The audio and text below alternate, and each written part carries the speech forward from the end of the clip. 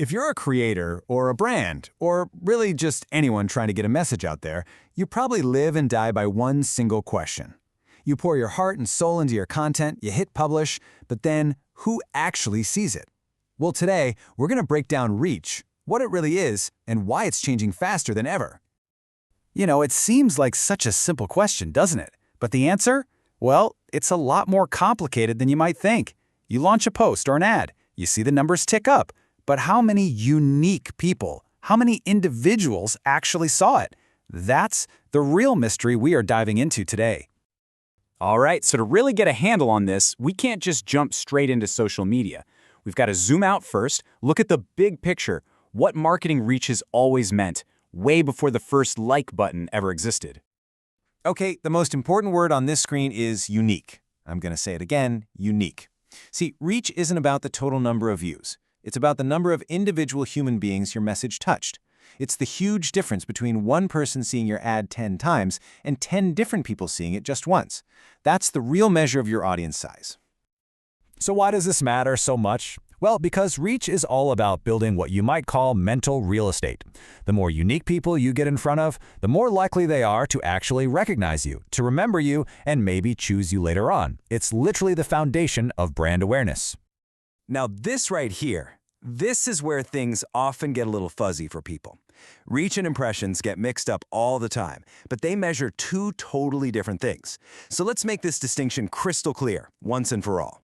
Here is the absolute simplest way to think about it. Let's say I'm scrolling and I see your ad 3 times. Your reach is 1, just me, but your impressions are 3. You can think of it like this. Reach counts the heads while impressions count the eyeballs, even if they belong to the same head over and over again. And you know what? This relationship can actually be boiled down to a simple formula. If you take your total impressions and you divide that by frequency, which is just a fancy way of saying the average number of times one person saw your stuff, you get your total reach. It's a pretty neat way to see how all these key metrics fit together. Okay, so we've got those fundamentals down. Now let's bring this into the world where we all live and breathe every single day. How does this classic marketing concept work when you've got algorithms and news feeds calling the shots? Let's talk social media.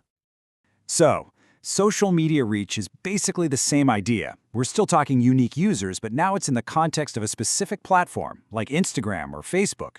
And it's so important because unlike just looking at your follower count, reach gives you a much more honest picture of who you've actually managed to impact. It's the real number of people who saw what you had to say.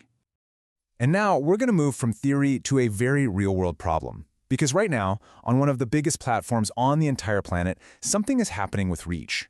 It's this quiet but massive shift that every single creator, every brand absolutely needs to understand.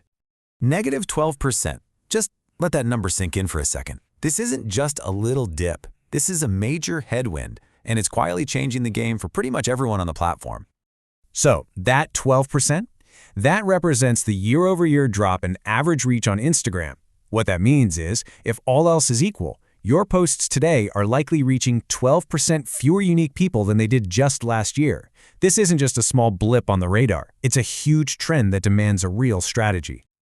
But here's the crucial context.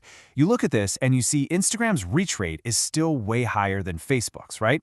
So what's the big deal? Well, the story here isn't the number itself. It's the direction of the arrow.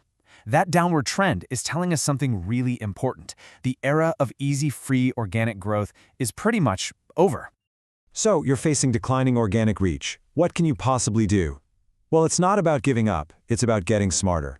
Let's pivot from the problem and talk about some proven, actionable solutions. So how do you push back against the tide? First up, user-generated content. When you share posts from your audience, that's powerful social proof, and the algorithm loves that authentic feel.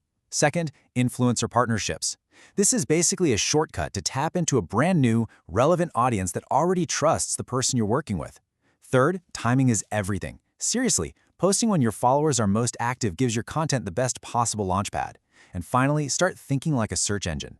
A strong SEO strategy, using keywords in your bio and your captions, helps new people find you long after you've hit that post button.